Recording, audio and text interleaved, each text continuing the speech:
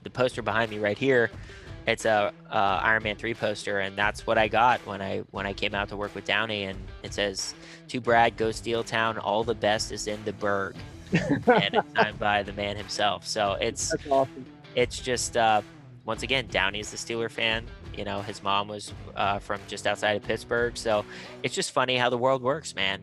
Welcome to Stuck to Unstoppable, where we interview the world's foremost thought leaders to break things down in order to help you get past your hurts, habits, and hangups and finally level up and move forward. I'm your host, Scoggins. Now let's go ahead and get into today's guest and our featured conversation. You're not going to want to miss it. Our special guest today is truly one of a kind. After spending almost a decade in the sports industry, working with the top franchise players and agencies, he moved to LA and hit the ground running with Robert Downey Jr. Brad Lambert continued his incredible media journey, working with many of the biggest names and organizations in Hollywood, even investing over 2 years of talent into Warner Brothers itself to manage their digital marketing campaigns, winning not one, not two, but 3 CLIO Awards. For the last 3 years, Brad has been working with the nation's leading brands such as Disney, Sony Pictures, and Universal Studios, just to name a few. Not to mention working with some of the nation's top celebrities and talent, such as Robert Downey Jr., Gary Vaynerchuk, the Russo brothers, Chris Hemsworth, and the list goes on. These days, Brad is changing lives through media as an independent producer, talent manager, and international speaker. Guys, help me welcome my good friend, Brad Lambert. Brad, dude, what's going on, man? How you doing? My man, it's great to be here. Thanks for having me. So what part of the world are you actually calling in from this time? Are you in Cali, New York? I know you're not in I'm in LA. That's Yeah, what I thought. Yeah, that's what I thought. Hey, yeah. I wanted, I stumbled across this interesting thing that you did. I guess it was maybe it had been a few years ago, about this what I call the ultimate Spider-Man event that you did. So Yeah, I know you have a huge heart, a huge giving heart, and stuff like thank that. you, man. I'd love to hear how that whole environment came about, because I know it talked to your heart and talked to your life and all kind of got you going in a brand new way. So tell us a bit about kind of how the ultimate Spider-Man event kind of happened. Man, life's funny, and the people you meet, I think, are put there for a reason. I think every interaction you have, good or bad, is beneficial. Yeah. Um, and I was speaking at NC State University a few years ago, and there was a lovely lady in the audience who was there, and she ended up hitting me up on Instagram afterwards and was just like, "I love what you're about. I have a friend who I think would get a lot of value out of speaking with you. He's an aspiring director. He's a huge Marvel fan, so you guys have that in common. Would you be willing to speak with him?" And I was like, "Of course, like, hook it up." So she introduced me to Mateo, Yeah. and this kid was he's a 3-time cancer survivor, and he beat cancer 3 times in the first 10 years of his life. Wow. And I don't know what a superhero is in real life, but that's pretty close. So I was just blown away by his story because, frankly, he wasn't supposed to beat it the first time, the second time, or the third time, Yeah. but he did. So just a remarkable story, a remarkable person, and we've built a really awesome friendship over the years. And I was just mentoring him, being an older brother, helping him, whatever, good friend, and um, he wanted to, you know, pursue this directing career and he needed an internship. Mhm. Um, and, I spent time with Robert Downey Jr. and his incredible team. And so I made a few phone calls and was able to pull on some of my relationships. And with their help, we were able to get Mateo in for a summer internship. So he actually moved to Los Angeles for the summer and interned with Robert Downey Jr. and his team. Had a whirlwind Hollywood experience, and what was funny is that was just like phase one of my master plan. I had to get him to Los Angeles, and finding out, going into his story and his trials and what he overcame. I asked him, like, what got you through the toughest days of your life? Mm. And here's a perspective play for you. Out of everything, he said his love and passion for Spider-Man. Mhm. The Tobey Maguire films Yeah. just meant everything to him, and he turned them on, and it would make him happy, and that's what matters. Yeah. Happiness is what matters. And I was just blown away. In our lives, we can get sucked into all this, dramatics and Yeah. aesthetics and materials and things of that nature. And just watching Spider-Man made him happy. And I can relate. I'm a huge nerd, as you can see. I love pop culture and, grew up with comics and We all. cartoons and yeah, exactly. And that's cool to say too. So deal with it. Right. Um, so, I knew I had to do something for him. Yeah. And that's the key word is to really acknowledge that in any situation in life, we all have the ability to do something nice for somebody else. And Mhm. most of the time, we're too ignorant, arrogant, busy, too important, whatever, to do that thing. Yep. And it could be as simple as responding to an email or, sending a text or opening a door for someone. Like we're talking basic level stuff. Yeah. But, the higher you get in your career and the people you're blessed to come in contact with, the abilities and things you can make happen grow. So for me, I've been very blessed, and I have so many incredible people around me that I'm grateful to call friends and family for that matter.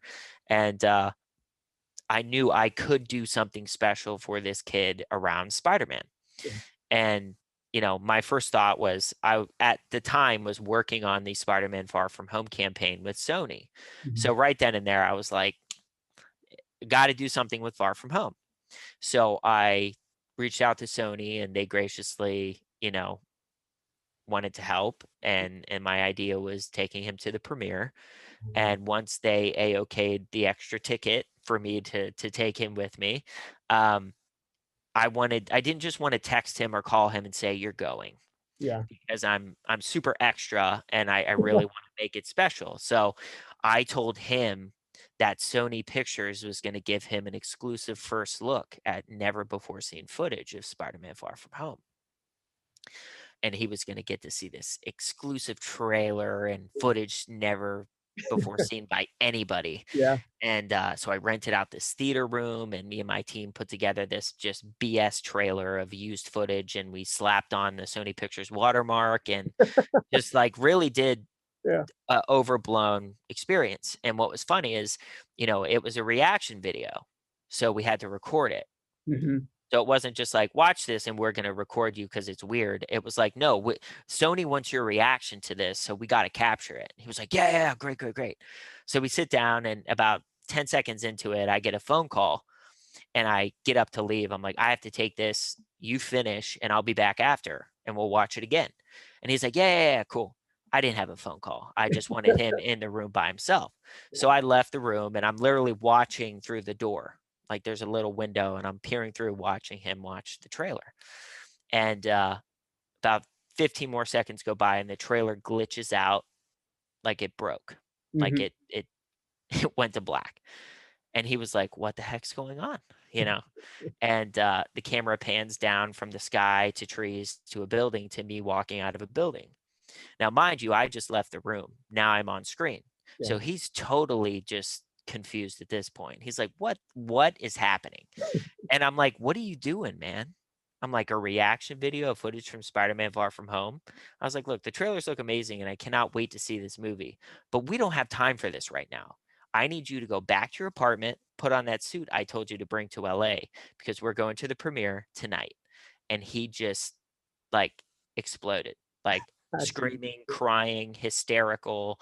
And it was amazing. And it was, the beautiful thing about it is I had the opportunity to do something nice for this kid. And mhm. I'm saying this not to say, look how awesome I am, but we all have the ability to do nice things for other people. Mhm. And we may not feel like what I think I can do for this person isn't enough or doesn't mean anything. And I forget the quote, but I think it was by Gandhi. And it's along the lines of, if you want to think that something small does not make a big impact, be in a room with a mosquito, and it's true, and I think, thing I like to say a lot is a little bit of happiness goes a long way. And Mhm. especially this year, I think it's taught us to obviously be more grateful Mhm. and try to cherish the little things that, we took for granted. Like, I cannot wait to go back to the movies. Yeah. Like, I'm there with you. I'm a movie buff. Like, dude, I'm chomping at the bit. I generally go 2 to I'm 3 like, I've times a already been week. through every show on Netflix and That's what Prime, I'm and saying. like, I'm out of shows, man. That's what I'm saying. So, like, the little things that we take for granted are no longer around right now for the time being. So it's it's important to just acknowledge that, you don't have to be famous, you don't have to be rich. Yeah. I am neither. So I think it's important to really just step out and try. And I've been doing this since I was in high school. Mm. These little experiences that I put together for people who I feel are in need of some happiness. And um, I started when I was in high school. I certainly didn't have money or fame or relationships or connections to help me, but I figured it out. I came across a young girl who suffered from cerebral palsy, and she's a warrior. She lives a very difficult life, but she's a ray of sunshine in every room she enters. And she loved David Archuleta from American Idol. Mhm. And I quickly acknowledged that when she received a gift bag with his face on it and she completely lost her mind. Once again, the simple things. It's Yeah. it's it's caring enough to see the little things. Mm. Like, wow, you got a haircut, looks great. Or Yeah. is that a new shirt? These are things that are completely lost today. But Yeah. I have made it such a pivotal part of who I am and what I'm about that I take the time to acknowledge these subtle details, which allow me to be good at my job, but also Mm. good at my relationships and my life. And, I ended up getting her backstage to meet David. It was a very surprise scenario. She had no idea. He walked in the door. She freaked out. And then around the same time, Willie Parker, the running back for the Steelers, Mhm. broke his leg the I second. got something special for you. Ready? My man, let's go. Let's go. My man, we're best friends. Did we just become best friends? Yup. We just became best friends. Um, I love it. I I love figured it. you'd love that. Um, Now, when you're in North Carolina, my home territory, I mean, do you occasionally wear a Canes jersey, or is it always a no, Penguins jersey? it's Okay. it's it's Penguins. All right. Never. Never ever. One Christmas my dad like gave me this Luke Kuechly jersey Uh-huh. just out of the blue. I think someone gifted it to him and he didn't want it, so he gave it to me. It's been in my closet. I've never worn it once. Like, are you out of your mind? Like, this is not like, come on, dude. Love you, Dad. But yeah, so like Willie broke his leg the sack in the last game of the season. It was Mhm. 2007, and he was leading the league in rushing, and it was such a big deal. And he broke his leg, didn't play that game, and he didn't play the game after, and he ended up losing the rushing title to LaDainian Tomlinson by like 100 yards. So Mhm. if he played the last two games, he would have won it for sure. He's an undrafted free agent. It's a huge deal. It's a monetary bonus. Like, it's a big accomplishment in the National Football League. And for a competitor, that's why you play the game. Yeah. And he was devastated. He spiraled into a severe depression, and Mm. he was in a bad place Yeah. because he didn't know if he'd play again. He's a running back who broke his like lower leg and ankle, and like, yeah, he didn't know if he Identity's was a going to funny play thing, again. man. Identity's Yeah, a funny thing. You can tie it to the wrong thing and eat you alive. I've exactly. had the So fortunate pleasure of working with a lot of folks, and just like you have in the celebrity category, in the author speaker category. And every time I come into the picture, it's always at the last minute when all of sure. that's going on, and I got to lift them back up. So I totally understand that. And that's, I credit, I respect you for doing that, because once again, we can all make a difference if we care enough to do so. And at the time I was a freshman in college, um freshman in college, and my stupid ass was like, what could I do for a guy that has everything? He has Yeah. fame, he has fortune. I'm a kid in college. um and my first thought, knowing what I knew about Willie, caring enough to know his biggest, source of happiness and what really lights him up, is Michael Jordan. Oh, okay. That was his idol his whole life. He went to UNC. He has that, and in common with him, and I wanted him to meet Michael Jordan. That was my surprise for him. And I didn't tell him. I worked on it for a few months, going through the different, you Yeah. know, uh, chains All of the command. roadblocks, all the Yeah. gatekeepers. Yeah, yeah, yeah. And a few months later, I surprised him, and he and his entire family got up into Michael Jordan's suite at a then Charlotte Bobcats Mm. game. They actually played the Lakers, so it was a 2-for-1. He got to see Kobe play, and yeah, it just, he ended up telling me that that was the greatest night of his life, and that's been the common thread of Mm. all these experiences, is that's one of the greatest days of their lives. And that's not to say, look how cool I am. Once Yeah. again, I'm being very clear.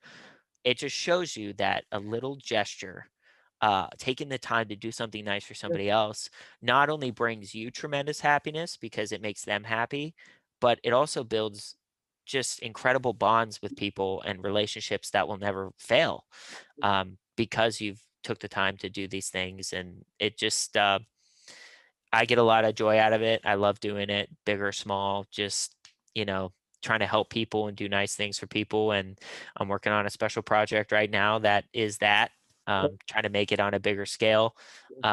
So we'll see what happens. But yeah, it was the Spider-Man thing was definitely special. And I look forward to doing more of that down the line. Yeah, I mean, I think you brought up one of the most underrated skills on the planet, and it's such a simple word. And I think actually it should almost be the hashtag for this particular episode, right? Hashtag care. Just care. In both of those interactions, neither one of the people that you chose to invest your time and talent and resources in, right? And to me, those are the most important skills on the planet. Not skills on the planet, but resources on the planet to help someone Sure. else. You know, in neither of those cases, really, either one of those cases, there was really nothing in it for you. It was more like, how can I bring joy to 100%. their lives and this moment? But it's almost like every time that we invest in seeds of graciousness or seeds of care, seeds of joy, or just trying to lift somebody up when they're not doing so good, in almost every case, when you're not around, when you're not in the room, they're going and doing that very same thing for somebody else. I mean, all of my businesses that I own, this entire show, the brand, all of this stuff is built out of wanting to serve the person I used to be, because the person I used to be pulled me literally out of the gutter of being homeless Yeah. to the place that I'm at now. And, I say it this way, I think we're all designed to serve the person we used to be, which is, we have to go through the struggle to kind of get there. But I 100%. love it, man. It's a beautiful, beautiful story. That's why I had to open Thank up. you, man. I couldn't No, help. I appreciate it. I appreciate it. And I think, the subject of just caring, the people who say to me, I'm too busy to text, I'm a horrible texter. No, you're not. You just don't care enough to do it. I didn't call you back. You just didn't care enough to call me back. And we all make mistakes. Let's be real. Things fall through the cracks and whatnot. But when it's a trend, Mhm. and I one of my strategies, if you will, of maintaining relationships is every couple weeks I'll text, email, call, DM, and just be fresh in people's minds that I Yeah, truly care about. yeah, great. And check in and see what's going on. And that matters. That means a lot. But when you follow up every couple weeks and you're still not getting texts or calls back, I think that lets you know obviously where you stand with that person, but it Mm, also shows what kind of person they are. yeah. And especially in a time like 2020, I don't think you can take anything for granted, and I think the little things go a long way. Yeah, for sure. Absolutely. It's funny. I have this principle that I teach from time to time when I'm doing events. It's called the hedge of protection. Nice. And just imagine concentric rings, right? The center ring is like your inner circle, and the next concentric ring is like, your what I refer your close friendships. And then the next ring is, okay, these are friends. Maybe I see them, a few times a week or maybe a Sure. couple times a month. The next ring is your acquaintances. The next people are destructive. The next row is toxic, right? Essentially, I think it's important to maybe just talk about that in such a way that you mentioned it. Wasn't really I've got a couple different things I want to pick your brain about for sure, that I already mentioned to you a little bit, but I love where we're at. So I want to park here for just a second, which is being able to cultivate and understand when a relationship is genuine versus when it's just surface level. And because I also believe that people in your life are going to come into your life for, I don't know who originally said this. I did not create this myself. It just sounds pithy, right? For a reason, a season, and a lifetime. And only time really tells, kind of who those people are, and kind of, Yeah. and living out in LA, which I know is very relational. I've got friends out that way, and even some people that I've coached out that way. And I know LA can be very interesting in a relational atmosphere. I mean, that's a special fertile ground in building quality relationships. So like, I love that. Talk to me a little bit about some of the things that you do to kind of understand what a genuine relationship is, kind of how to foster it. Like, what do you use as your tools to kind of make sure the people you're connected with at a deep level kind of had that same idea or concept about you, so to speak? And how to um balance that, especially in LA. I mean, there's relationships all over the place, and some of them are surface level, some of them can be real, and it's a big yeah, scale. LA's a different animal. I think you have to have an understanding that it's a sliding scale out here. You Yeah. know, some people will only hit you up when they need something. Mhm. And from a business standpoint, that's fine, but from a core relationship level, know where you put them, Yeah. and don't take it personally, and understand that that's where you're at in their eye. Um, but also, for me, I want to have genuine relationships with as many people as I can. Obviously, I know a lot of people, but you know, my friends, that's that inner circle you're talking about. That's a small number of people. Um, but it's important, image is everything, perception is reality. So how you're perceived is actually more important than how you see yourself. Mhm. A lot of people are cavalier in how they handle themselves today, where it's like, I don't give a shit what people think about me and da da da da da. Mhm. Well, that's That's not true. idiotic. It's not true either. It's idiotic because, if I'm talking to you and I reach out, and the first thing you're going to do is reach out to a mutual friend if you Mhm. have one and say, "What do you know about Brad Lambert?" Yeah. And I work really hard to make sure that they have good things to say. Mm. And I give this example a lot. I'm not going to load the gun for you to shoot me with. Mm. Meaning, I'm not going to intentionally treat you poorly. I'm not going to intentionally disrespect you. I'm not going to intentionally be a dick. Um, Keywords intentionally. Yeah. And a lot of actions are intentional and it's very obvious, but we're also humans and we make mistakes. So that's something you have to understand, because uh, people kind of overlook that and don't really pay attention to these little things, because that cavalier attitude will get you maybe far very quickly, Yeah. but you also fall on your face just as quick. So when it comes to relationships, I really put a lot of time and effort into ensuring the perception is a positive one. Mhm. And I do that by focusing on providing value Yeah. and being genuine and authentic and consistent in my approach of building the relationship. After this, we will keep in touch. Yeah. After I'd this, love to. We got we towels. will, yeah, we got towels, and we got, we'll exchange information Yeah. and keep in touch. And that's the point. It's not like, hey, thanks for letting me get some screen time. Good luck with your life. Yeah. We don't have to go into business. Yeah. If we do down the road, great. But I think a lot of people have that one dimensional approach of, can I get something from this person? Mm. Yes or no? Yes. Okay, I'm interested. No, I'm out. Yeah. Um, it's not that black and white. Yeah. It shouldn't be, because I think at worst, you get a great relationship out of it. Mhm. At worst, Yeah. you get good people in your life that you resonate with, that you admire, who potentially inspire you. There's so much value to be gained just at the surface level of being around these good people, from good vibes to information to knowledge to all these things to support. Too many people just look at just the one degree of Yeah. yes or no and I'm out, and Yeah. it's wrong.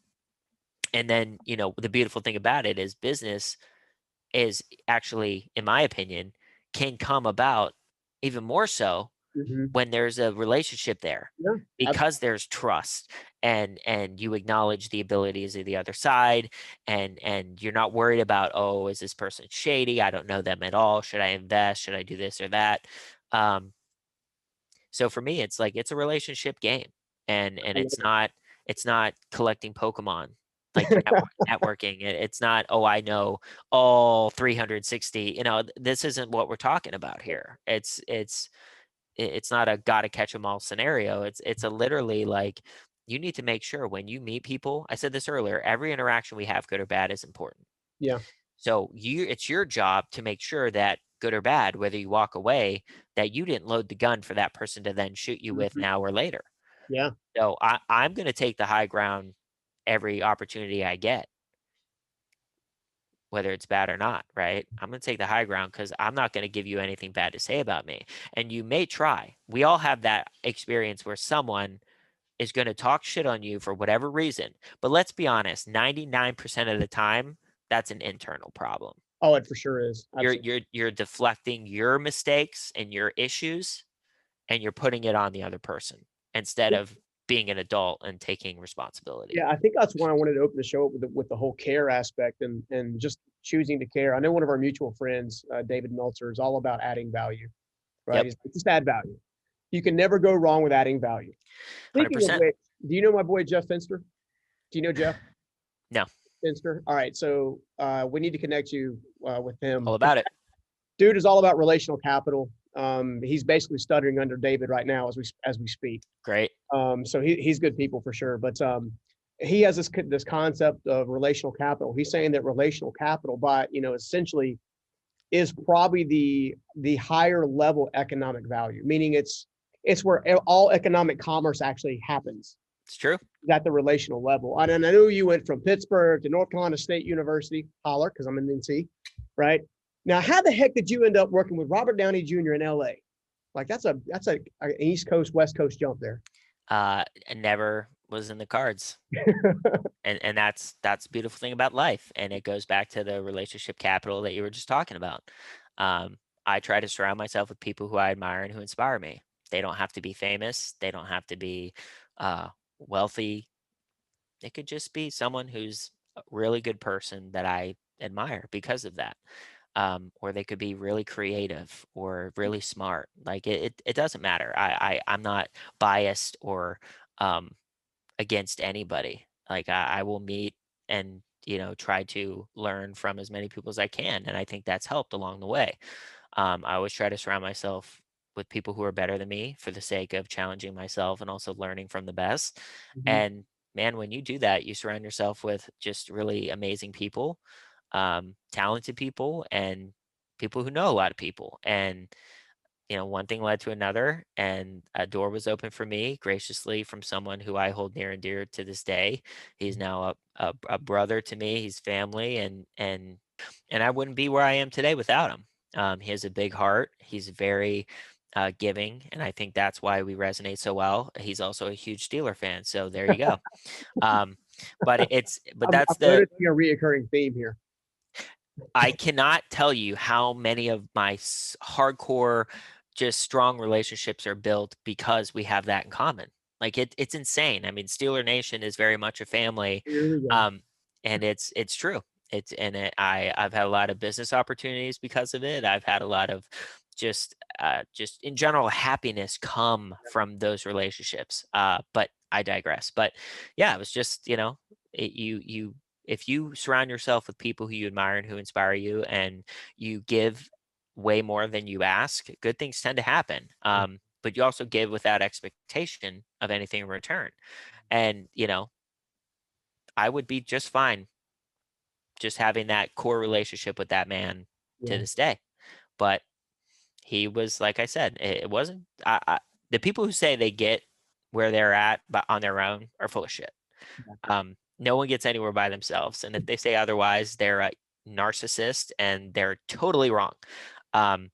So it was very movie-esque, honestly. I just, you couldn't script a film how everything went down. I mean, I'm from Pittsburgh. I went to North Carolina. I went back to Pittsburgh and then went to LA.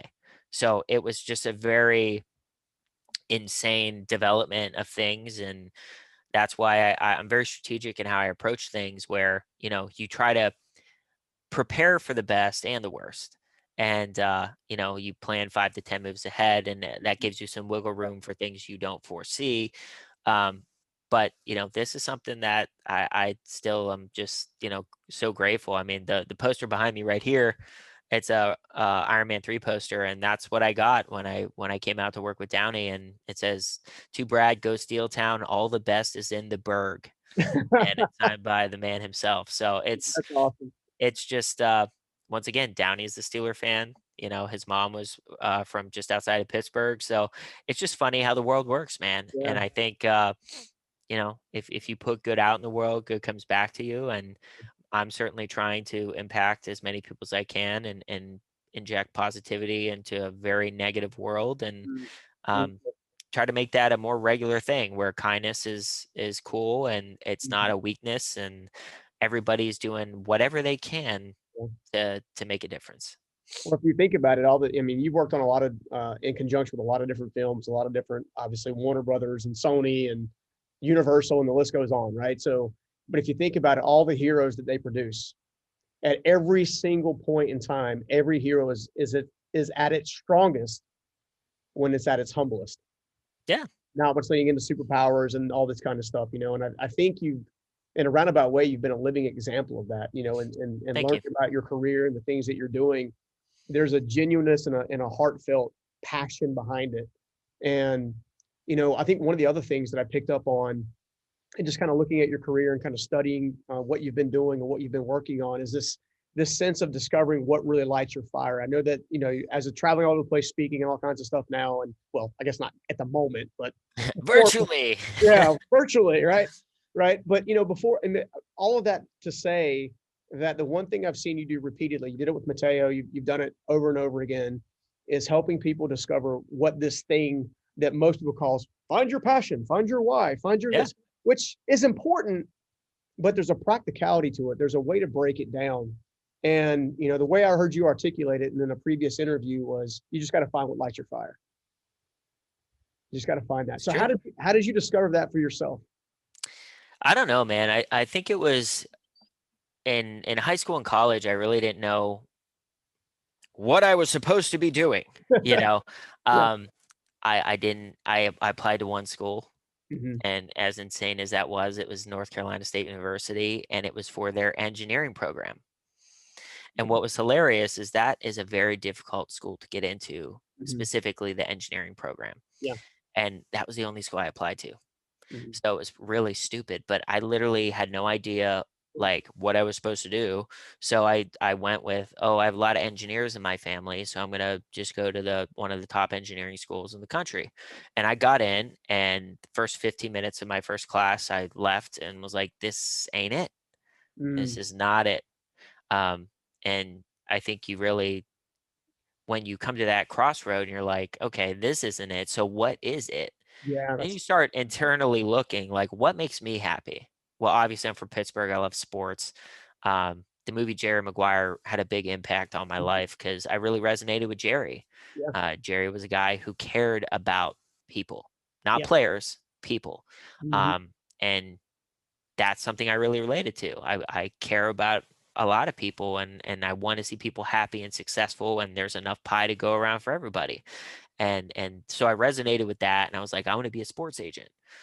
So I went down that path of I got into sport management, was doing a lot of sports related stuff, simultaneously working a full time job at a marketing agency in Cary, Raleigh area, and working with a lot of big brands in New York City. And I was getting a lot of big experience very quick.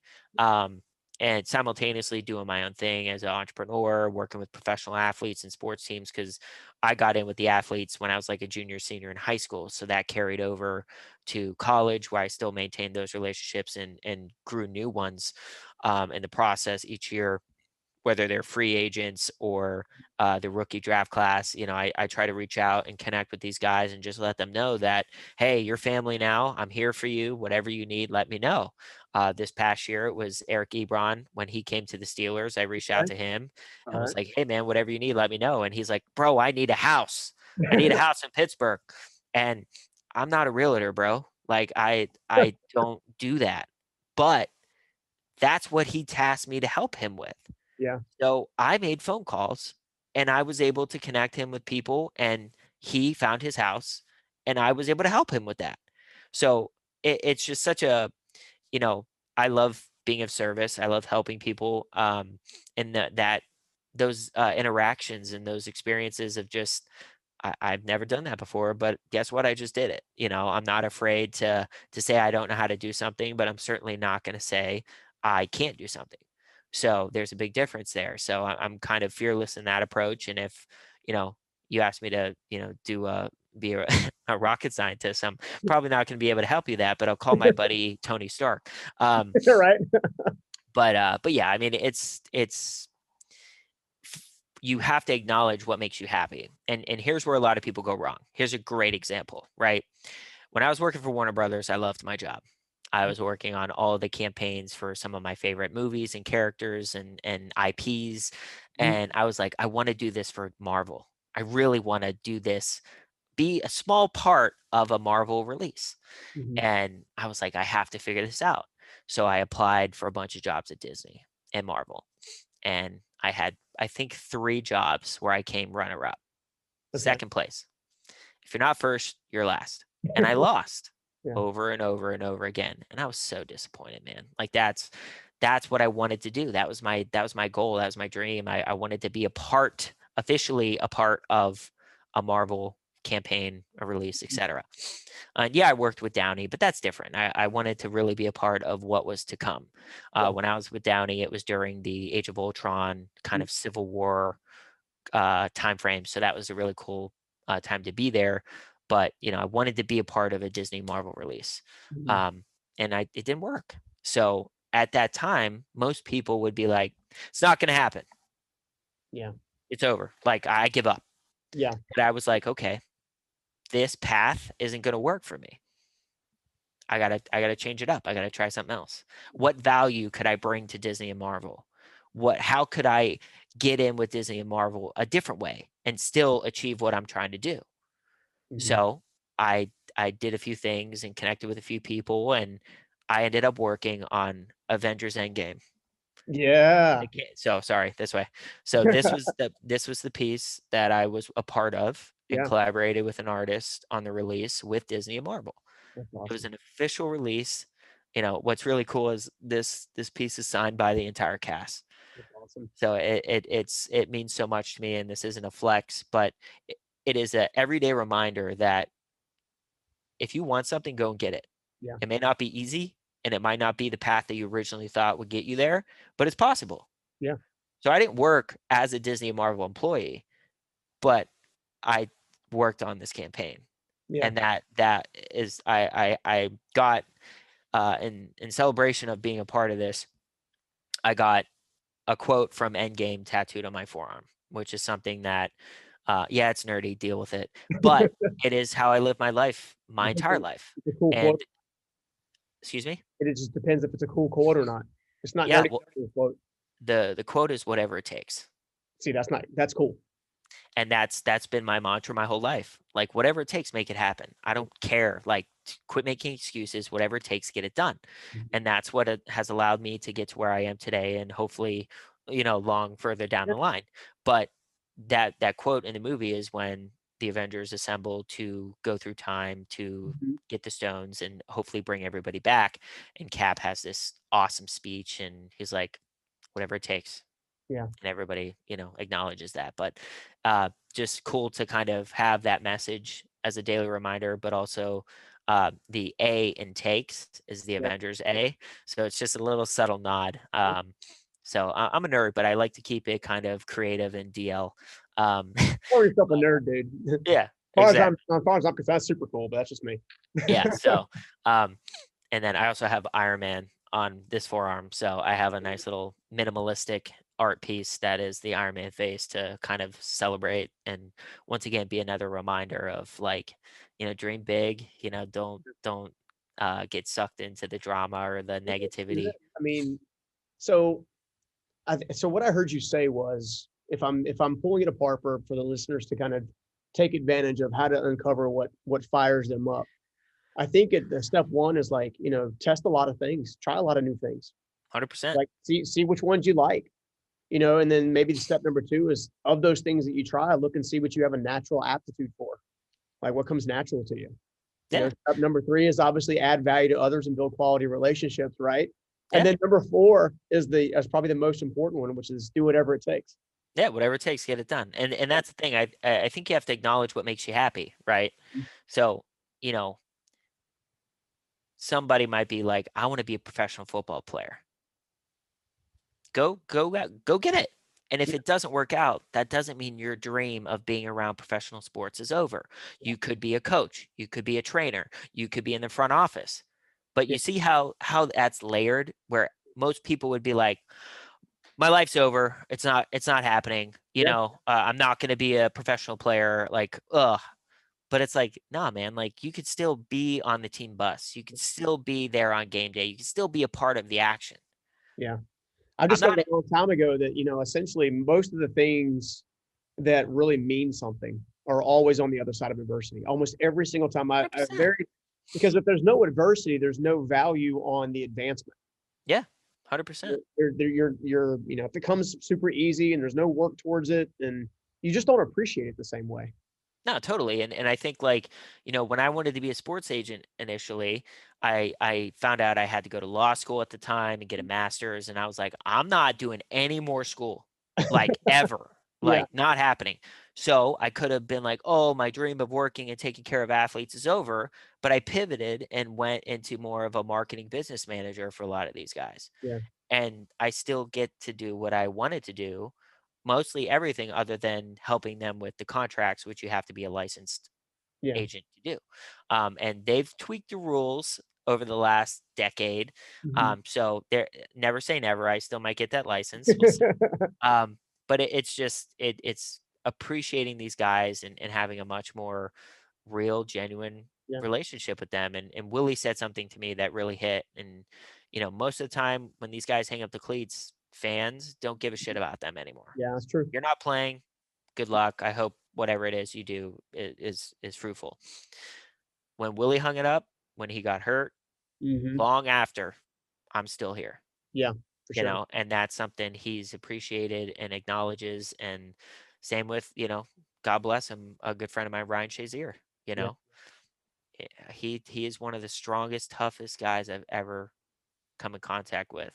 Mhm. He's just mentally tough, and what he had to go through and what his family went through, his lovely wife Michelle, like his whole family, they just like and that's a guy I'd still talk to this day. But most Steeler fans would acknowledge him, but not like really care. You know Yeah. what I mean? And it's the nature of the business, and that's fine. But it wouldn't be a genuine, real relationship if I didn't maintain it. Yeah. And Takes people work, are man. busy. That People are busy. intentional thing again. That word intentional all over again. Yeah, and it's not easy. It takes up a lot of time, but, I go for walks. That's a huge workout of mine today in 2020. Yeah. So I go for walks and, in my thoughts and listen to Mhm. podcasts and doing phone calls and texting people as I'm walking. So I'm a big multitasker, and I try to keep in touch with people. I try to show Yeah. love to people, and, once again, it's like, it doesn't have to be, weird or anything. Just Mhm. be real, and be professional and be respectful, but just be real. Like, shoot your shot, and make it happen. Dude, I'm loving our time together, and I hate that we're almost out of it for sure. Like you are a brother from another mother. My man, I love it. Thank I'm you. having a blast. We'll do two fun questions for fun. How about that? Let's do it. Fun question number one is favorite project in the past and why? I mean, I would say Endgame. That was really special. I've talked about a lot of the projects that were special to me, to be honest. I don't want to beat a dead horse. Working with Downey obviously was special, and his team was just amazing. Um, I, I'll go back. So, growing up in high school, I was a big fan of Willie Parker. He was my Okay. favorite Yeah, yeah. player, and I tell this comparison of, I started out as the fan on the hill at training camp, and Mhm. then I became the guy on the field with the players Mhm. Yeah. in a very short amount of time. Yeah. So, as a annoying kid that pestered Willie and tried to build a relationship with him, and in the early days, now I'm Uncle Brad to him and his kids Oh, and cool. his family, and I went from being his fan to handling his retirement with the Pittsburgh Steelers. Mm, So, you talk full circle, yeah. that was pretty special seeing him officially retire as a Steeler Mhm. at Latrobe Training Camp, which is, for the listeners, a local high school where they hold practice at night, which is rare. Like thousands and thousands. I think there was 10,000 people there. And it was a big deal. And I have this photo framed of him, Mr. Rooney, Kevin Mm, Colbert, and Mike Tomlin on the field together. yeah. And it was just a really special project. And once again, a full circle kind of ordeal. And, you know, I'm a true believer that you can do whatever it is you put your mind to within reason. I think we all wish we could fly and things like that. There are vehicles for that, but, you know, Think it's, like or suits. Yeah, that's right. Um, Their but suits are kind of expensive though, but yeah. yeah, hey, You have the money. for now. But yeah, I think it's I want to get that across. It's like, follow your passions and add value in and around those passions, build genuine relationships with people, and just be a person of value and a person of service, and good things tend to happen. All right. Follow-up question. Favorite current project and why? No, no, I'm searching for maybe a couple of hints of some of the stuff you're working on. Yeah, I mean, I've been working on a few feature films right now in development. A lot of my production producer type stuff is all development right now because production is just a mess with COVID. But the unscripted series that I'm working on is really special. It's a reality show that's built around making the world a better place, helping people in need. What you're Uh, saying is you can't really tell us what you're working on just yet. Correct. But the premise, and I think that's all that matters at this point. But yeah, it's to entertain, it's to inspire. The goal of the show is to really inspire people to go out and do it in their community, Yeah. and once again, the whole kindness Yeah. message is very prevalent, and Important. the collaboration element is very important, of us working together and being open to working together and being open to sharing that victory with others, where you don't get 100% of the credit. You might get 12% of the credit, and you have to be okay with that. um, but yeah, it's eliminating that ego element and just looking at the bigger picture. Well, I'll tell you right now that what I'm seeing in the marketplace is I'm seeing a mass exodus from away from gurus and a mass exodus towards guys, or not exodus, but towards guides, people that have been there, done that, and actually care about whether or not you get the benefit or not. That's what I'm seeing, and I know you're seeing the same thing, which is probably Yeah. there's probably a couple of projects that you and I probably have some friends working on similar projects, but Oh, sure. And that's what's cool about, like, this business life in general. Like, we haven't crossed paths before, that's but right. now we're connected, Yeah, and I'm loving we it, we man. And have. seriously, you do have a friend in NC in anytime. So Hey, anytime. man, I'm from Charlotte, so I still frequent Charlotte often. So we'll figure out a time to connect. Where do you reside? Raleigh, North Carolina, North Oh, Kakalaki. perfect. Hey, next time I speak at NC State, Yeah, we'll link up for sure. yeah, hit me up, dude, for sure. Dude, I have loved this time. I could sit here and talk. I could talk about relationships all day. I could talk about passion all day. I could talk about, making sure you're taking care of yourself all day. Like I could talk, like we could do this all day long. My man. Sure.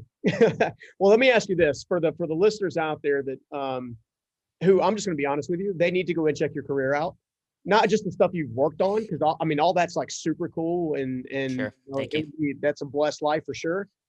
But the heart behind it, Yeah. and how they might be able to kind of maybe even play a role in getting to know what you're doing and how you're doing it, and the different things you're working on. So how can people stay connected with you? Follow me on Instagram at Brad R. Lambert. You can follow my journey and all my shenanigans on there. And my website, bradrlambert.com. You can kind of check that out. I have some good stuff on there, but primarily it's just, I live a very flashy, sexy, aesthetic life. I'm in Hollywood.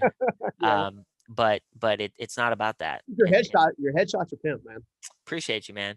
Um, but it's not about the Yeah, sexy Hollywood aesthetic. yeah, That is the life that I live. But I'm trying to do more with that life. If you see me yeah, on a red carpet, it's not for clout or look how cool I am and you suck. It's follow your passions and good things yeah, happen. This could be you, and I want that message and that relatability to really hit with the audience, because yeah, in 3 to 5 years you could be me. yeah. And I'm for real about that. Like, I'm not trying to blow smoke. I'm being honest, because I feel like with the older, more established, successful people, there's a Mhm. huge disconnect where people Yeah, are like, I'm never gonna be Jeff Bezos yeah, because he's so far, he's not attainable. yeah, But like, baby steps, yeah. work your way up. And I know, like you, like we've been blessed to be around guys like, David Meltzer and Gary and Mhm. Tom Bilyeu, Lewis Howes, Jay Shetty, Yeah. Jim Quick. Like the list goes on and on. But I don't think there's an accident for the people who we surround ourselves with, and Yeah. there's a reason for that. So I'm very blessed and grateful for my friends and family, and the people in my life. And I think it's important to really lead with kindness, and Mhm. try to make a difference in this crazy world. Yeah, right. I'm loving it, man. It's funny. It's something else just dawned on me, and I know we're a little bit over time, but I don't care. I like hanging out with you. I don't care either, so we're good. Is where you and I both, amongst some of the people you just mentioned, friends and whatnot, are trying to build platforms that other people can stand on. 100%.